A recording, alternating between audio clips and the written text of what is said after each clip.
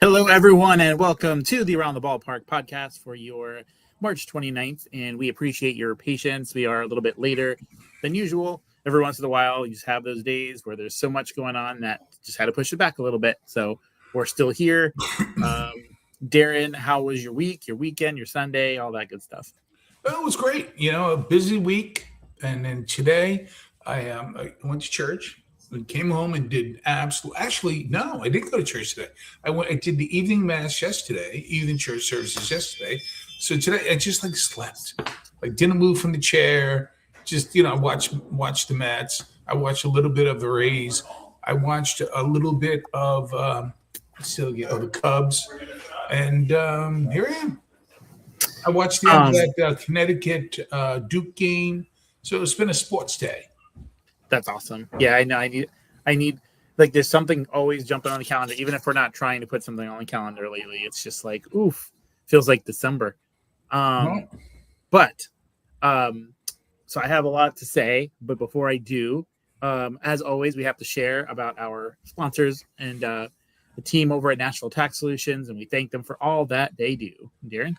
Listen, I'm not here to put any more extra pressure on anyone, but you know what? The deadline's coming, and if you're dealing with tax issues right now, maybe behind on filings, been hit with a lien, look, it happens. You have a garnishment, look, it happens. Let me tell you about the fine folks at Nashville Tax Solutions. These people, as you know, Chris Bennett and his team, they know their stuff. And I've heard from so many people who've taken our advice or just talk about it in general.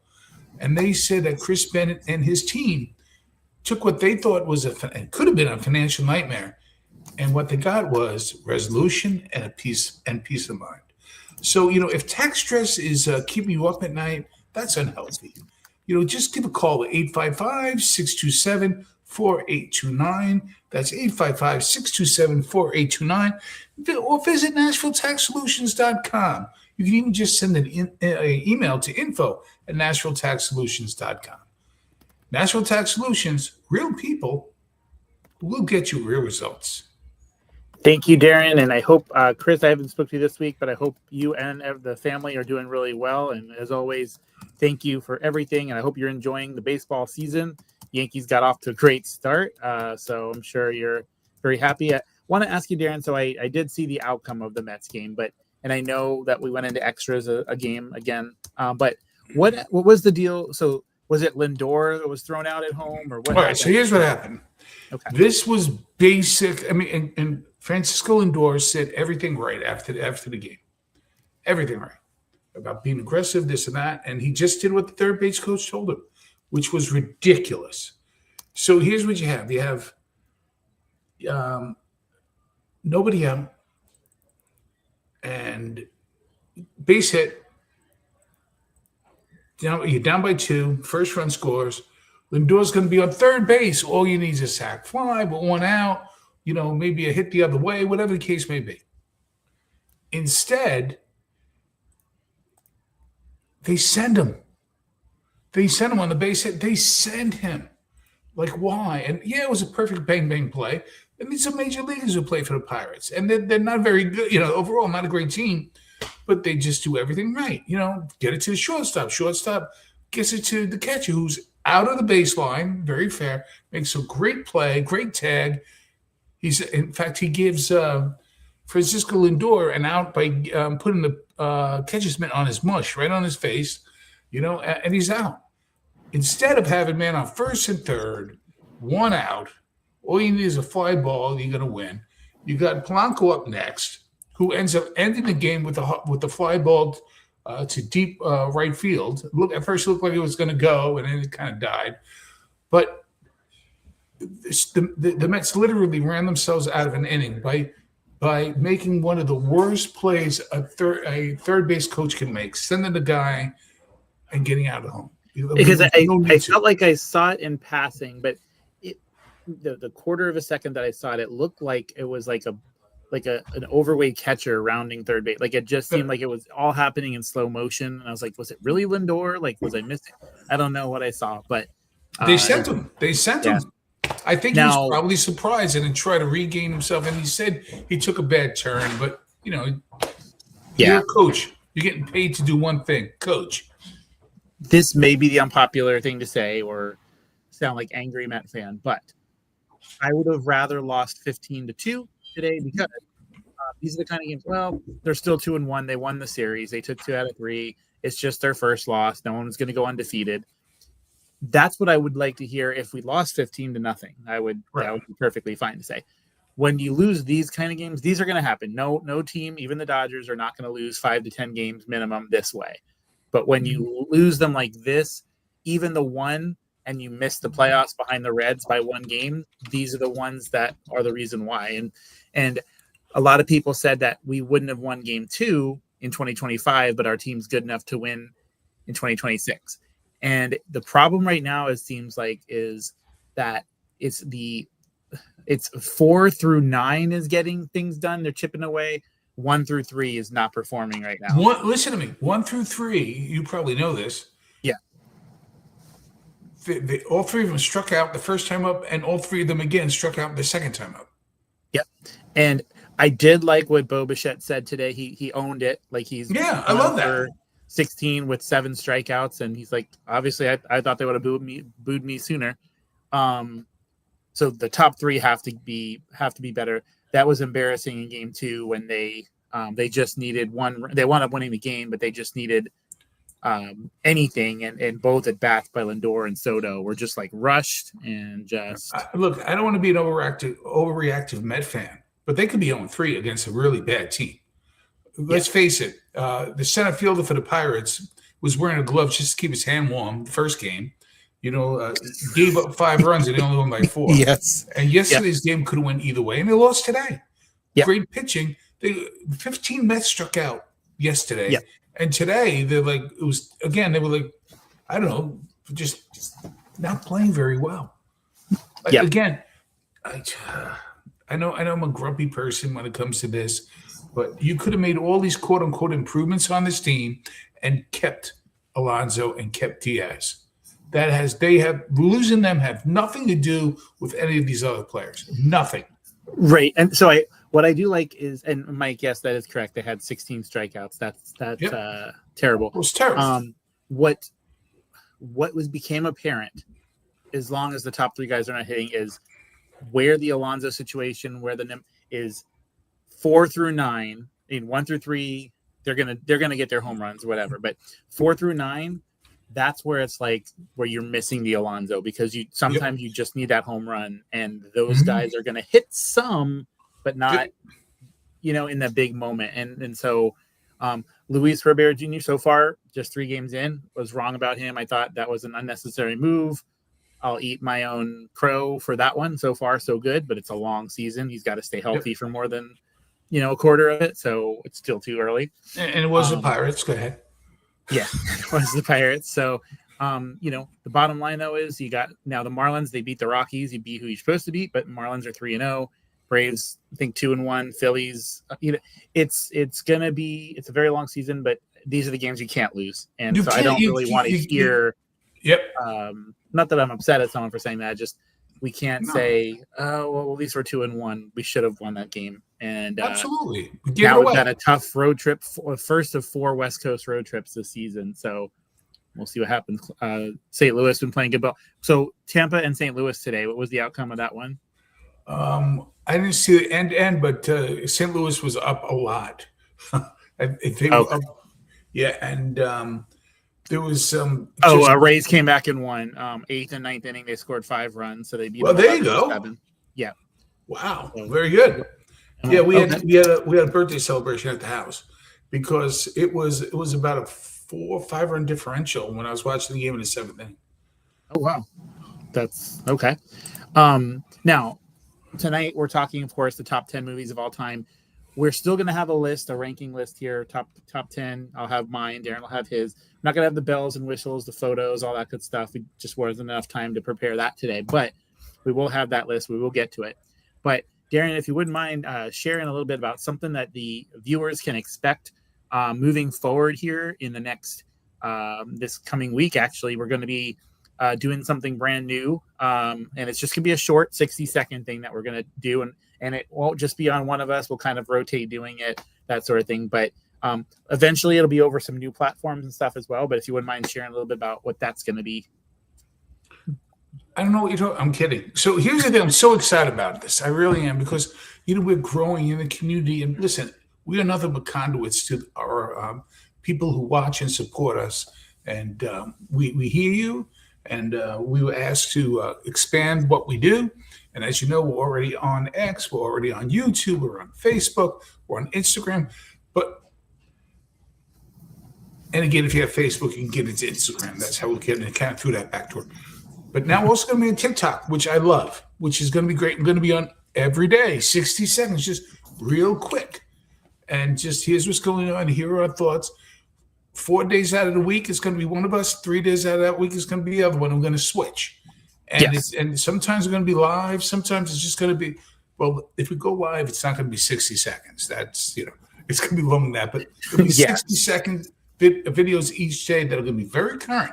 So it's not like we sat in a room somewhere and did 14 of these things, and then 2 weeks later, we're just playing them. It's going to be what happened the day before, what's happening that day. Yep. And we're basically going to be called Around the Ballpark in 60 seconds, and then we'll have the date of that. And so sometimes it'll be rotating days, sometimes based on our schedules. It could be Darren 3 days in a row and then me 3 days. So you'll see it. So look out for that starting tomorrow. Again, it'll be basically a 60-second recap of today's action and what happened. And we'll try not to spend 50 of them on the Mets, but correct. So, and hi, Mom, watching as well. Mike, thank you for watching alongside us, and a few more of you on as well that just haven't commented yet. Tom is with us watching. So we're going to be tackling the top 10 baseball movies. So we're not doing the tier ranker. The tier ranker, it's a little bit easier with people because we're not leaving their favorites off the list. So when you do a top 10, it can be a little scary sometimes because you might leave someone's favorite off the list completely, and then it looks like, we don't know what we're doing, but it's all subjective. Get that. So I'm excited to, I'm going to type these in as we go. So Darren, I wanted to ask you before we get there, because there's legitimately over 100 baseball movies, maybe about 40 of them have been mainstream. So, but do you want to, before we start this, do you want to go first today with your number 10? Do you want me to go first? Thoughts on that? You go first. Okay, I'll go first. Okay. So as we do this, you may have not heard of some of the movies that we put on the list. Maybe you're like, how could you possibly, at the end, maybe if there's any that we did not put on there that are like honorable mention or something, we can make a quick mention of them. But remember, kids, like, just because you Google top 10 baseball movies, if we don't have the same 10 in the same order, that's just Google. That's not, everybody's different. So we're going to do the best that we can with everything. So let me get to my list here. And Darren, do you need a moment on your end? Do you kind of have? No, I'm good. You're good? Okay. All right. So let me get this here. Okay. All right. So number 10 for me is going to be this. So this movie, man, it feels funny even putting something like this on the number 10 spot because it's so well known. It's such, the characters from this movie are iconic, and they made more than 3, I believe. They really should have stuck to 2. But it's Major League. I'm putting Major League as my number 10. But man, and we'll reveal the list at the end. I'll type them up as we go. But that way. But yeah, so Major League, of course, you think about the characters from the movie, the scenes from the movie. I always think about, he's out by an eyelash at third. We never seem to get the close ones as he slides and he's not even at the base. Or just watching Bob Uecker in all his glory, making just crack comedy on just on point, so good. The Japanese guy, Willie Mays Hayes going for the fence as a leadoff hitter who just popping up to the infield. The catcher who can't throw the ball back to the pitcher unless he recites from a magazine. So good. Taken directly from Mackey Sasser, the Mets. Remember? Yes. Yep. He couldn't do it. Yep. Could not do that. So the kids, once again, number 10 for me is Major League. We're talking Major League number 1. Darren, when you're ready, you are up. I'm ready. So my number 10 is a movie that I believe was on HBO. And it was executive produced by Billy Crystal, I believe. And it was called 61. It was fantastic. It was about the year 1961 when Maris and Mantle were going for the home run record. That, of course, Maris ended up getting. And the problem that originally they wanted to put an asterisk because there was a couple extra games. Mantle got hurt. But what I really loved about it, first of all, is the backgrounds. They kind of really look like the stadiums. And the fact that the two gentlemen that played Maris and Mantle, they look like them. And they showed how they were friends the whole time. And even back then, the press was just trying to rip them apart. And fans were giving them horrible letters and this and that. And it really affected Maris the rest of his life, who ended up going to the Cardinals and winning a World Series against the Yankees as well. But I would say 61 was a great movie. If you haven't seen it, go see it. Yes, and I think I watched it. I think it was like the debut on HBO. Like I saw it like right when it first went out. It was so good, so good.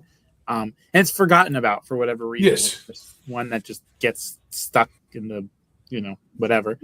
But yeah. So there you go. That is our number 10. Of course, I'm sure we'll see some dual movie or dual ones on the list. All that good stuff. All right. So coming up next for me. So this one is.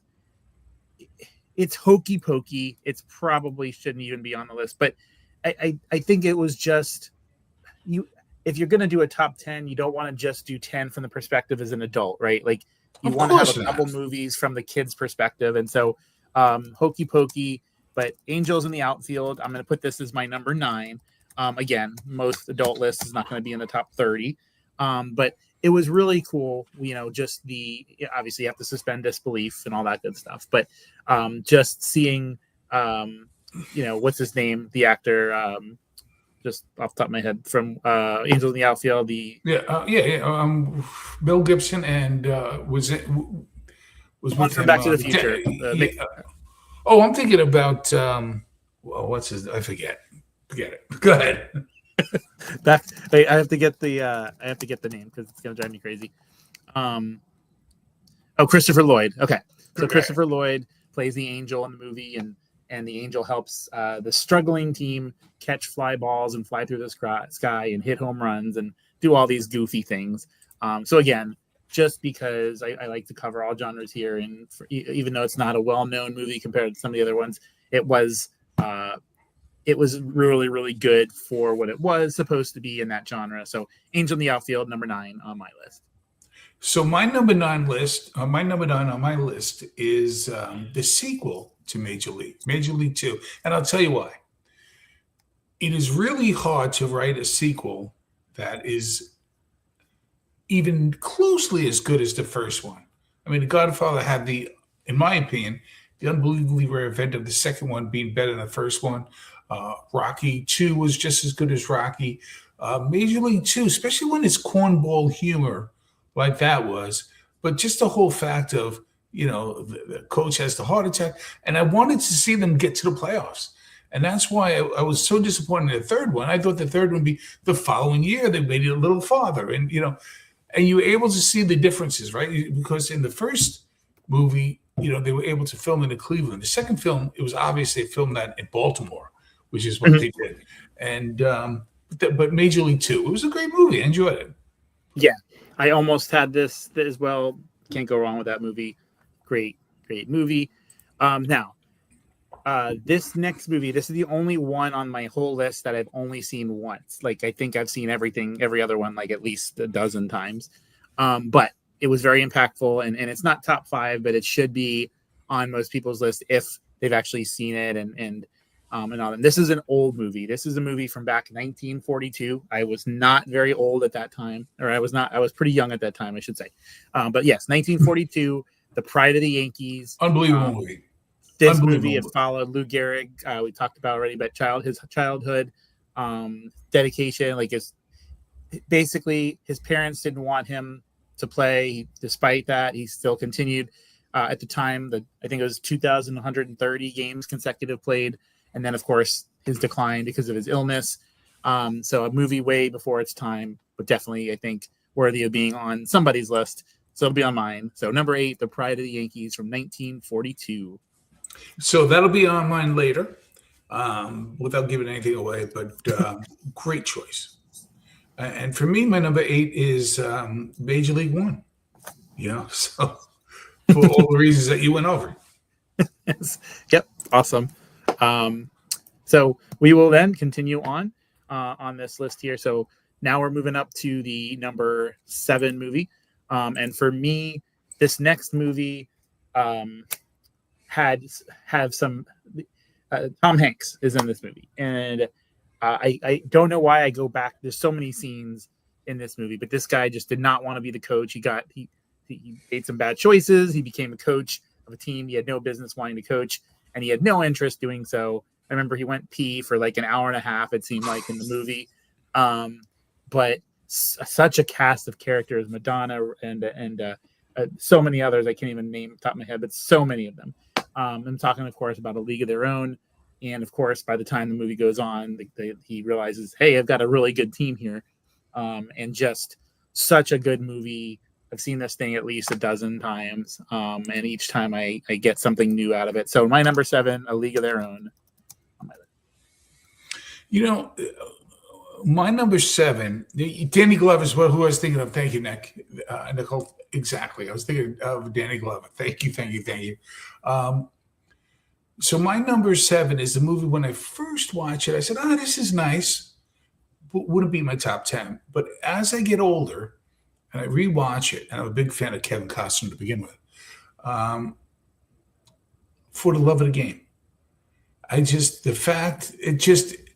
has Vince Scully, it has the pitcher, getting that no-hitter, if you're throwing a no-hitter, like, what's going through your mind? The gentleman who plays the catcher, who was so good at Stan and Laurel, and he's known for Step Brothers, but he's just terrific. And just that mindset. I like quiet movies.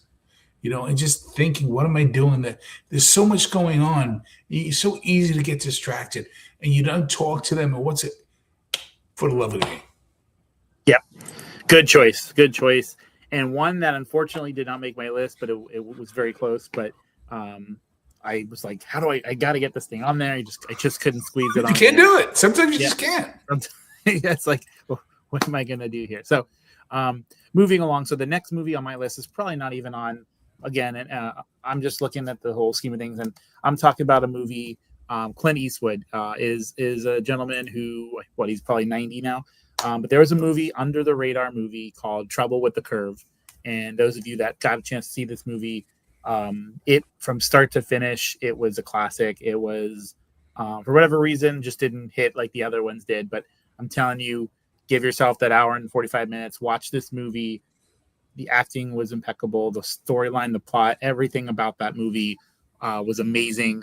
And although there's some more popular movies that I didn't put on my list, and this is less popular, this has to be, if you've seen this movie, this has to be on at least close to your top 10 if it's not there. So for me, Trouble with the Curve, Clint Eastwood is my number 6. So a lot of people have this higher. They have it in their Mount Rushmore. For me, it's not.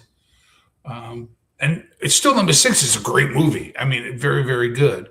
And it gives me the goosebumps, the hair stand on end when that ball goes over the fence. And that is, The Natural. It's just a beautiful movie. Robert Redford, just beautiful. Very, very good. And I know that what I'm about to say is going to rub a lot of people the wrong way, but that was my number 11. That is not on my list. Call my list whatever you want to call my list. But that was the one we just talked about a minute ago. That was the one that just couldn't squeeze it on there. And I know that if you Google it, it's in the top 3 or top 5 of everyone else. But mine, 6. To be honest, like if I'm going to pick 10 movies to watch, I'm not squeezing that one on there.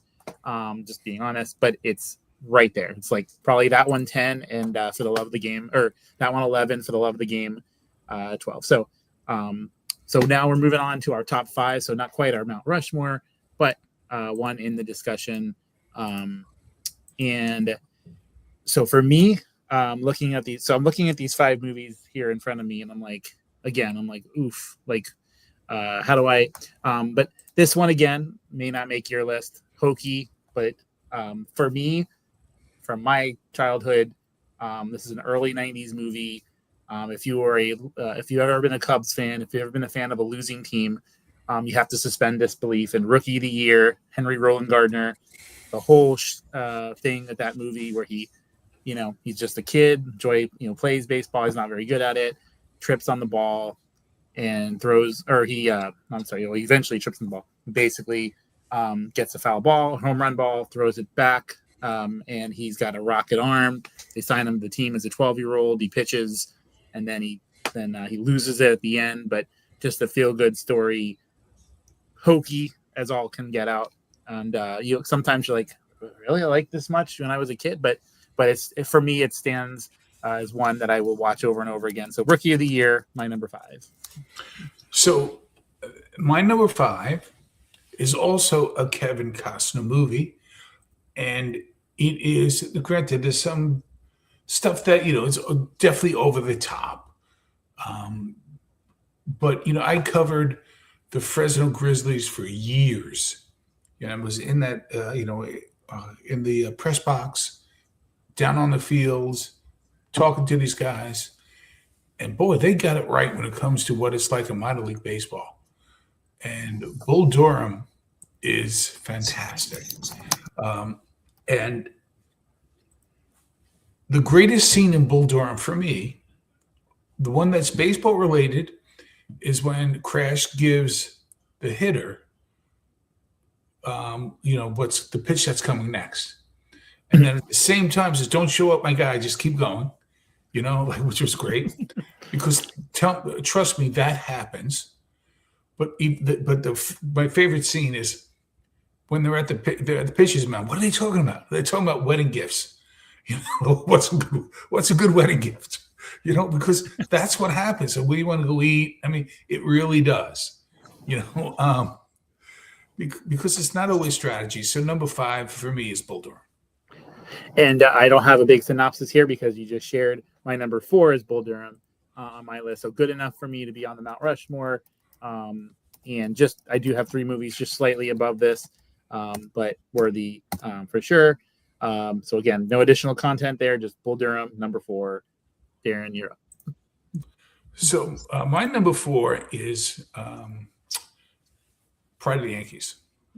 For all the reasons that you said, it actually has a personal feel to me because I remember my mom, the first time she watched that movie, was sobbing in the kitchen.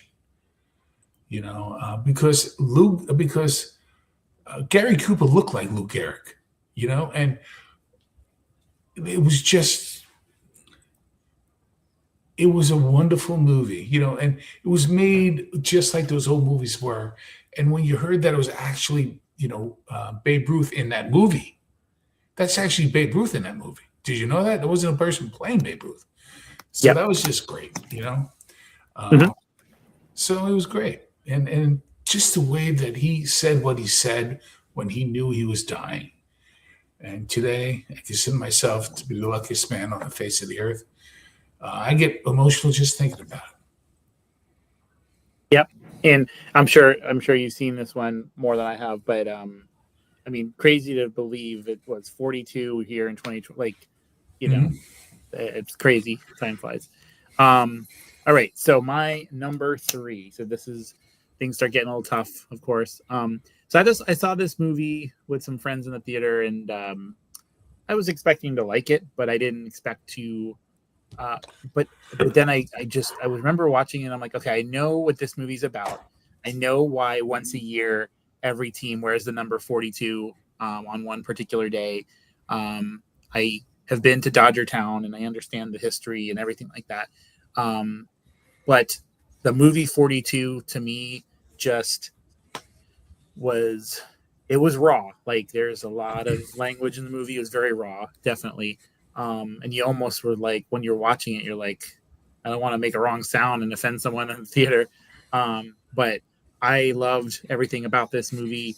And I don't know, and it's funny, I don't know if it's one I can watch over and over again, because it's like, it's kind of hard to watch, but when you get to where the good parts and all that kind of stuff, it's great. But for me, 42 is my number 3.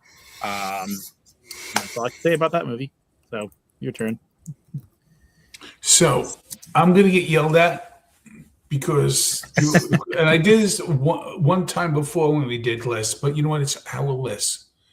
And I have to put a tie at 3. So there's really 11 guys on my list, and there's a tie at number 3 for me, and the first one is A League of Our Own. I just love that movie. I love that movie. I love that movie. I love that movie. I cried during that movie and love everything about that, for all the reasons. And that scene, I love watching good acting. And that scene when they're in the locker room and Tom Hanks has had this epiphany and, that he's now coaching the team. And that letter comes out to the young lady that her husband was killed. Mm-hmm. Phenomenal scene. Just a phenomenal scene. And then the scene when they're in the Hall of Fame, and they're in the Hall of Fame and the kid, you were gonna lose, is talking to Gina Davis, and she just goes like this. I'm sorry, I'm crying now. It's just wonderful. And then he mentions that his mom is dead, and these were joyful times. And as you get older, there is no crying in baseball. So that's why that movie will forever be unbelievable to me. And then tied at number 3 is like Marion just said, 42. I get so much pride, and good pride, not prideful. So much pride with the fact that this happened in Brooklyn, and that that Jackie was loved in Brooklyn, and it was just great. And that scene when Ralph Branca is going, "Come on, Jackie, take a shower with me." Not take a shower with me. You don't want to. It's just lovely. And the fact that they don't even get into that, Branch Rickey left the Dodgers soon after that because Walter O'Malley booted him out. He was not with the Dodgers when they won the World Series. He got his championship ring much later as a consultant for the St. Louis Cardinals in the 60s when they beat the Yankees. But I just love that movie, so that's my tie at 3rd place. So I love that you just had a tie, because I have a tie. And the reason I had a tie is not because I'm like, oh, wait, I forgot a movie. It's because I truly think that the 3 movies, the 2 that I have at number 2 and then the one I have at number 1, are the very best. And even my number 3 technically is an entire level below that. And so that's how highly I think of these next 2. Now, I'm not saying I love every single part about Moneyball, and Moneyball is the first of the 2. There's some things that I'm like, about, but we have to give credit to where credit's due with that movie. The acting, the script itself, it was well acted, historical drama, all that good stuff. But Brad Pitt, Jonah Hill were tremendous in the movie. It really dove into what Billy Beane was thinking back in the day, and just the whole premise of, we don't have to spend millions of dollars. We can make it work if we just puzzle these things together. So I thought Moneyball was fantastic. And there were some things that, again, like could have been a little bit better here and there, maybe not 100% accurate here or there. But for the most part, I'm a big Moneyball fan. I've seen that movie dozens of times as well. Acting wise, I think that's what did it for me, put it over the top. For that one.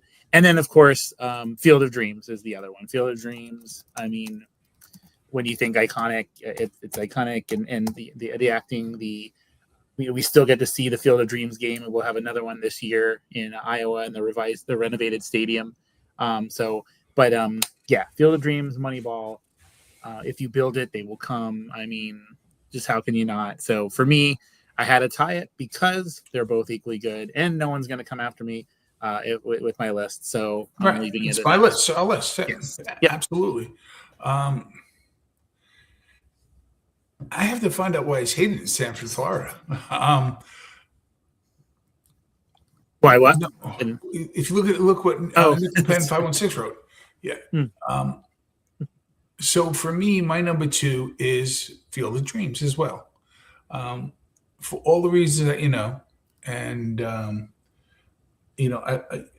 love the fact that Ray Liotta as Shoeless Joe Jackson was actually batting righty, but they inverted it, much like they did with Gary Cooper with Pride of the Yankees, to make it look like they were batting lefty. I just love that movie. The whole dad, go to distance, dad, you want to have a catch? I love that. And James Earl Jones, his speech.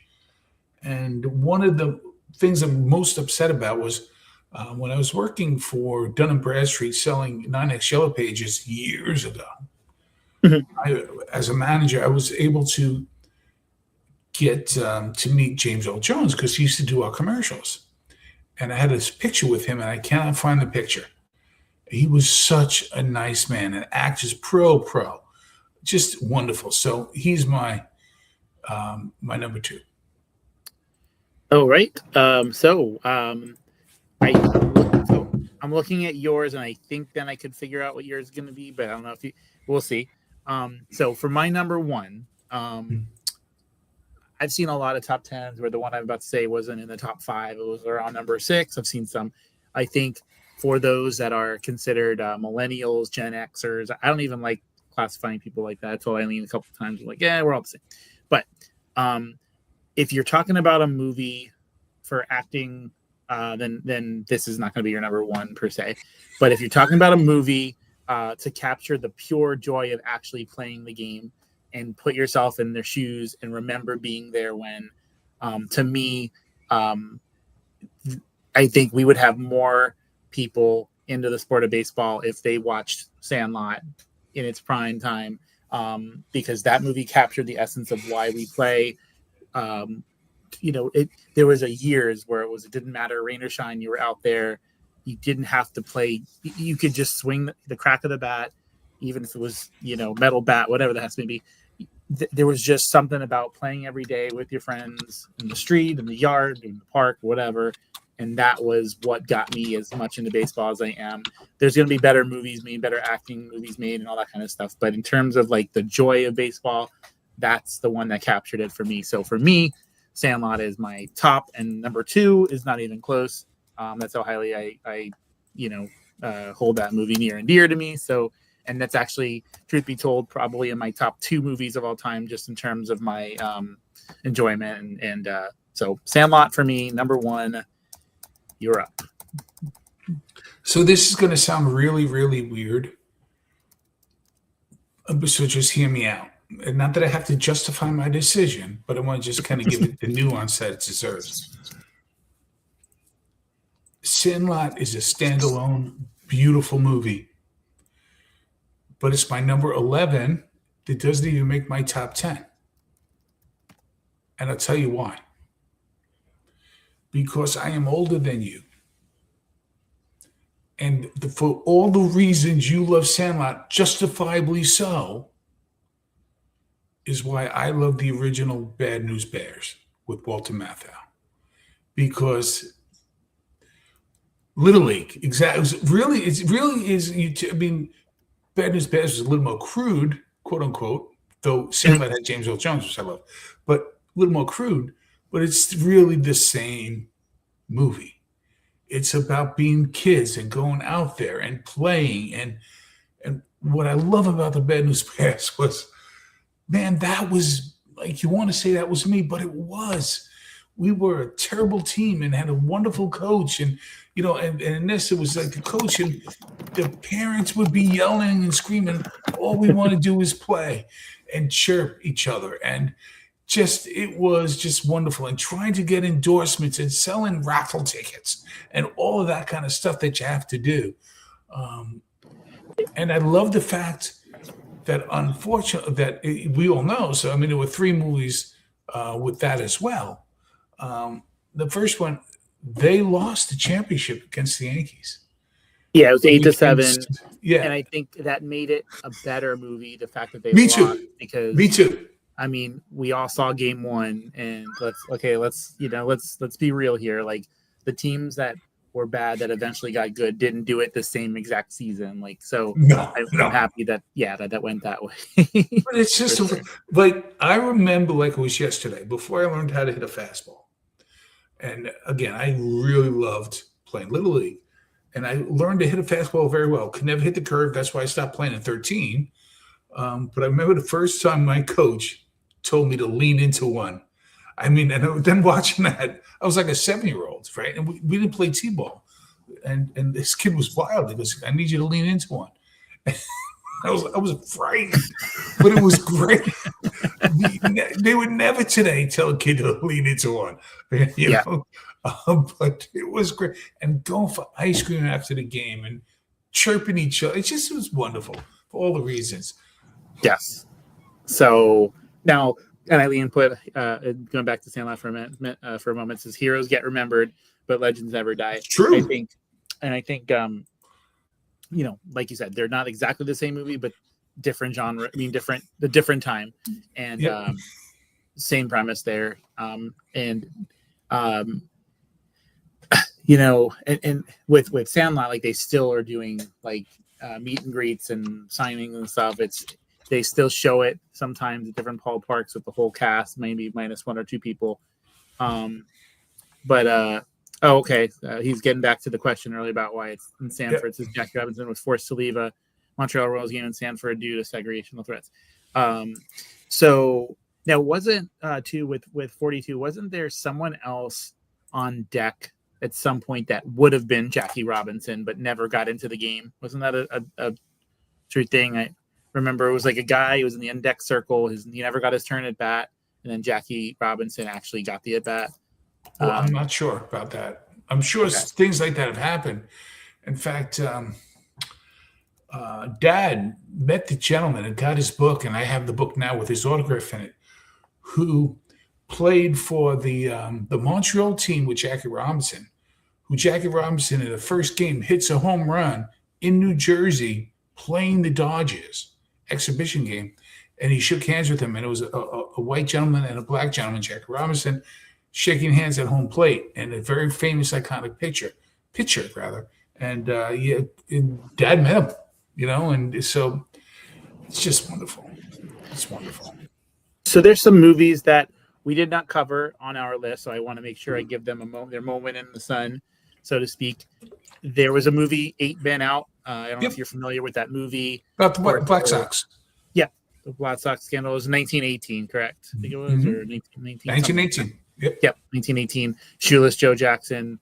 If you haven't seen this movie, I think similar to 61, it was you could see on HBO, if I'm not mistaken. But 8 Men Out, excellent movie as well. Just couldn't make the list. But another movie we talked about, Rookie of the Year on my list, The Rookie was another one.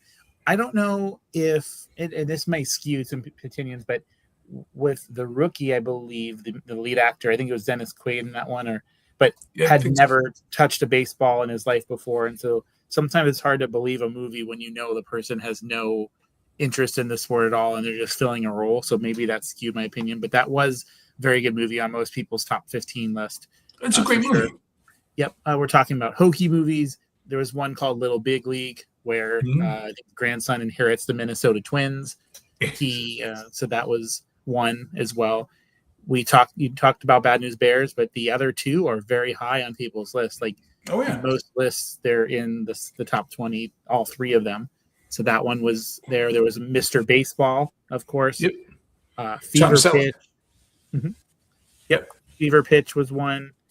And I believe another big one, Hardball. I don't remember that one. That was big one. Bench Warmers was a little bit really goofy. Mr. 3000. And et cetera, et cetera. But those are the main ones that were not mentioned in there. So, but yeah, this was a subjective list. You know, we both technically have 11 on our top 10 list. But we can. It's our show. We can. So I'll show. We can do that. Yeah. It's just that the top 11 in the thumbnail just doesn't hit as much as the top 10. No, so we went with no. the top 10. So that's what we do. So Darren, I want to give you an opportunity to. We're coming up on our next show is this Thursday. So I want it to be Darren's choice. So I'm going to give you 2 potential shows, and I want you to pick which one we're going to do. So we have one option where we can call it a part 1 per se, but I will throw on photographs of 15 different Mets that have tortured us at some point in our lifetime. So I think you made your. I love everything. You are so smart when it comes to this stuff. You're the reason we're going to get to 5,000 subscribers by June 1st. Thank you. I think with that, so you're not going to see David Wright. You're not going to see Mets that have made a positive contribution. You're going to see Mets that didn't quite pan out, that gave us anxiety, raised our blood pressure, had us yelling at the clouds. So that's what the premise of the show is about, is 15 Mets that have ruined our lives. And I will show the photo, and I want that initial reaction. So you're not, it's not predetermined. You're just going to see it, and then you're just going to react. So that was my first idea. Or option 2, if you want to pick a top 10 that we have not yet covered. I have dozens more in the pipeline. Done. Mets. The Mets. Okay. So we're going to go that route. We will continue, we may not dedicate an entire show to recapping that week's games, but we will always make any highlights from our prior show to the current show part of our podcast. And we have TikTok now to do that too. Exactly. Yeah. So thank you guys for watching this episode and chiming in. We see a lot of comments in there. And as we say all the time, we know that some of you are going to pop on the next day and share your comments. So we encourage that as well. So please tell your friends Thursday night. If they're Mets fans, you're not going to want to miss this episode. We're going to call this the part 1 long-suffering Mets fans. We're going to throw some individuals on there, and we're going to react to people that have ruined our lives, and thankful that they're no longer part of our team through the years. That'll be the next gig on Thursday night, 9 o'clock. Oh, and by the way, I'm going to be, now that you put the pressure on me, I already have the one that that's going to be all about you. And do you want a little teaser on what it's about? Yes. All right. I'm going to give you top 10. It's not a top 10 list, but things about Disney you should know, but you probably don't. Okay. Now, how is that one going to be? So I'm going to say something like this. I'll give you an easy one. It's not going to count. Okay. Mickey Mouse was actually a second generation of. Okay, and then we're going to have that kind of. Okay. Do you know who it is? Do you know the answer? No, I do not. Eileen, do you know the answer? I want you to look up. Do you have your computer up? Yes. Oh, yeah, of course. Yeah. I want you to look up Oswald the Rabbit. Oswald the Rabbit was his first, and then what happened was he got fired, and they kept his creation of Oswald the Rabbit. So instead, on his ride home, he figured out Fear Strikes Out is a great movie. I couldn't think of that name of that movie. That is an incredible movie. Oh, but yeah, that's right. Anthony Perkins, prior to doing Psycho. Fear Strikes Out. If anybody's never seen that movie, make sure you see that movie. That almost made my list as well. But Oswald the Rabbit, and if you look at Mickey Mouse, it just changes the ears. Literally. He makes the rabbit into I will have to. Did you see it? I will have to check that out. Yeah. Yeah, it's very funny.